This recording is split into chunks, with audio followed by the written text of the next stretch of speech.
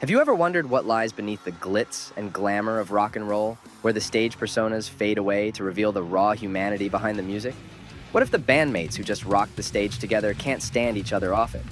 Let's talk about the most iconic rock bands whose members made history, not just with their hits, but with their explosive confrontations. Aerosmith's internal tension. Inside every legendary band's history, there's often a chapter that fans might wish had never been penned. For Aerosmith, that chapter was rife with internal tension that almost tore the band apart. At the heart of the discord were the band's dynamic duo, Steven Tyler and Joe Perry, often hailed as the Toxic Twins for their volatile relationship, as much as their electrifying performances. The tale of Tyler and Perry is one of rock and roll's most notorious partnerships. Despite sharing a profound musical chemistry that could ignite any audience, behind the scenes, their relationship was marred by intense disputes and personal disagreements. The two icons, each with a strong vision and personality, frequently clashed over creative directions and lifestyle choices, leading to an atmosphere charged with tension. The climax of this strained relationship came in the late 1970s, when Joe Perry, fed up with the constant bickering and power struggles, decided to step away from Aerosmith. His departure in 1979 marked one of the lowest points in the band's career, leading many to speculate that it might be the end of the road for the rock giants. However, the story didn't end there. After nearly a decade apart, during which both musicians experimented with solo projects and other collaborations that never quite hit the mark, the winds of change began to blow. In a turn of events worthy of a rock anthem, Perry and Tyler rekindled their partnership, and Perry rejoined Aerosmith in 1984. This reunion sparked a spectacular comeback, marked by a series of hit albums like Permanent Vacation, Pump, and Get a Grip, each climbing the charts and bringing Aerosmith back into the spotlight. The renewed collaboration between Tyler and Perry proved that while their relationship could be stormy, their combined talents were undeniable. Today, fans look back on this period of tension not with regret, but with fascination, as it adds depth to the legacy of Aerosmith. It's a potent reminder that even in the rock world, friction can sometimes fuel the fire of creativity, leading to even greater heights. As Aerosmith continued to tour and produce new music, the story of Tyler and Perry's tumultuous relationship and triumphant reunion remains a testament to the enduring power of reconciliation and rock and roll. Do you think the tension between Steven Tyler and Joe Perry was essential to Aerosmith's creativity and success? Metallica and the Newsted issue. When you talk about bands that have survived the test of time, Metallica surely ranks high on the list, but even the mightiest rock titans aren't immune to internal strife. And Metallica's history is dotted with significant conflicts that threaten to derail their meteoric journey. Central to some of their most challenging times was the contentious exit of bassist Jason Newsted in 2001, after 14 years of heavy metal brotherhood. Jason Newsted joined Metallica in 1986, stepping into the enormous void left by the tragic death of bassist Cliff Burton. Newsted's tenure saw the band rise to global superstardom, with albums like And Justice for All and the self-titled Metallica, often called the Black Album, catapulting them to the top of the rock hierarchy. However, behind the multi-platinum records and sold-out tours, tensions simmered. Newsted's exit was shrouded in mystery for years, but it eventually came to light that his departure was driven by personal and creative frustrations. He felt stifled by the band's limitations on his side projects, most notably his band Echo Brain. When the leadership of Metallica, particularly frontman James Hetfield, expressed strong opposition to his outside endeavors, Newsted decided it was time to seek artistic freedom elsewhere. This departure was not just a professional breakup, but a deeply emotional one, illustrating the band's intense internal dynamics and the pressures of living up to their own legendary status. But Newsted's story is just one thread in the complex tapestry of Metallica's band relations. The early years were also marked by the infamous firing of guitarist Dave Mustaine in 1983, just days before the recording of their debut album. Mustaine's dismissal, primarily due to alcoholism and aggressive behavior, led him to form the band Megadeth, becoming one of Metallica's biggest rivals in the thrash metal scene. The echoes of these separations reverberated for years. Mustaine's relationship with his former bandmates was fraught with public insults and reconciliation attempts, reflecting a deep wound that took decades to heal. Similarly, Newsted's relationship with Metallica remained chilly until recent years, when public appearances and induction into the Rock and Roll Hall of Fame saw them sharing stages and somewhat mending fences. Metallica's story, punctuated by these intense personal and professional conflicts, isn't just about the challenges they faced, but also about their resilience and capacity to evolve. Each conflict, while painful, somehow spurred the band to new creative directions. from the anger and raw energy of Saint Anger to the reflective maturity of Death Magnetic and beyond.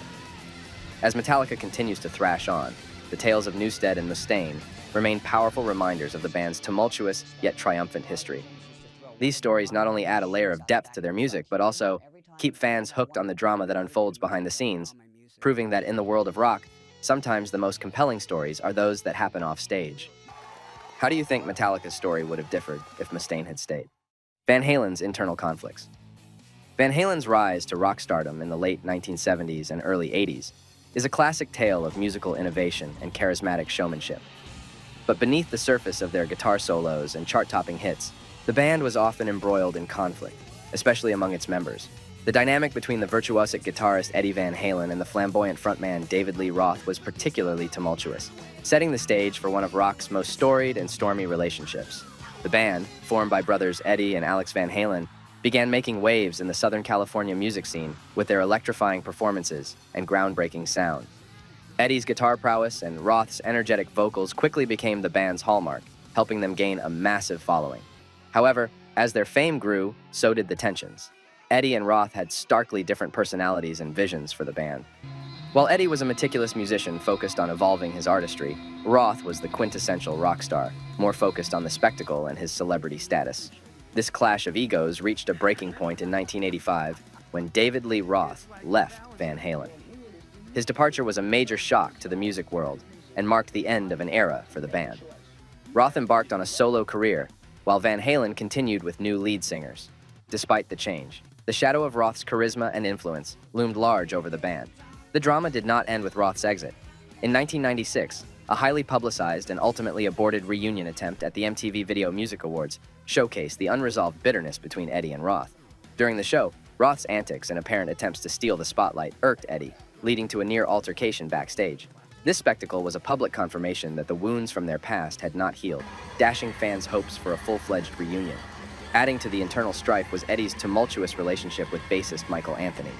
Eddie's dissatisfaction with Anthony's musicianship culminated in public insults, where Eddie dismissed Anthony's contributions to the band. This harsh criticism prompted Sammy Hagar, another former Van Halen frontman, to come to Anthony's defense, further highlighting the deep divides within the group. Through all the conflicts and lineup changes, Van Halen's music remained influential, but the band's internal dynamics were forever changed. The roller coaster of relationships within Van Halen serves as a compelling saga of creative genius, paired with explosive personal dynamics, illustrating that even among rock legends, harmony is sometimes only found in the music. As fans, we are left with a legacy of incredible tracks and the tantalizing drama of what could have been if only personal differences had not overshadowed musical collaboration. Is it ever justifiable to air grievances publicly, or should these issues be handled privately? Skid Row and Sebastian Bach. The saga of Skid Row and Sebastian Bach is one of rock's most volatile tales of talent, temper, and torn relationships. In the late 80s and early 90s, Skid Row rose to fame with their raw, rebellious energy and anthemic songs, largely thanks to the distinctive voice and larger-than-life persona of lead singer Sebastian Bach. However, behind the multi-platinum success and the screams of adoring fans lay a growing storm of internal disputes that would eventually lead to a dramatic split. Bach's tenure with Skid Row was marked not only by his soaring vocals, but also by his often unpredictable behavior. While his antics added to the band's rebellious image, they increasingly caused friction with his bandmates. The tension reached a boiling point in 1996 when Bach unilaterally booked the band to open for Kiss, a decision made without consulting other members. This move was seen as a step back for Skid Row, who considered themselves peers of Kiss rather than an opening act. The decision exacerbated existing resentments within the band, and by the end of the year, the group decided to part ways with Bach. The firing of Sebastian Bach opened a rift that, to the surprise of many, never healed. Over the years, despite the potential financial windfall, Skid Row has steadfastly refused to reunite with Bach. The most tantalizing of these offers came in 2012 when they were presented with a $500,000 bid to perform at the Sonosphere Festival. However, guitarist Dave "Snake" Sabo and the rest of the band declined, asserting that no amount of money was worth sacrificing their happiness and current chemistry. Sabo's stance underscored a deep-seated animosity that had lingered long after Bach's departure. The refusal to reunite was further highlighted in 2019, the 30th anniversary of Skid Row's debut album. Bach extended an olive branch, inviting the band to join him on stage for a celebratory performance. Yet again, the offer was declined. Snake's steadfast refusal to reconnect with Bach painted a clear picture of a bridge thoroughly burned. The story of Skid Row and Sebastian Bach is a stark reminder of how personal conflicts can overshadow commercial success in the music industry. Fans are often left wondering what might have been if the band had managed to resolve their differences. Instead, they are left with the legacy of the albums and the echoes of a feud that, despite the passage of time, remains as raw and unresolved as ever. This enduring discord keeps the band's drama alive in the hearts and minds of rock enthusiasts, illustrating that sometimes the music plays second fiddle to the mighty egos involved. Would you have made the same decision if you were in their shoes? Curious to uncover more about rock's most tumultuous relationships and the legendary music they created despite the chaos? Make sure to subscribe and stay tuned for part 2.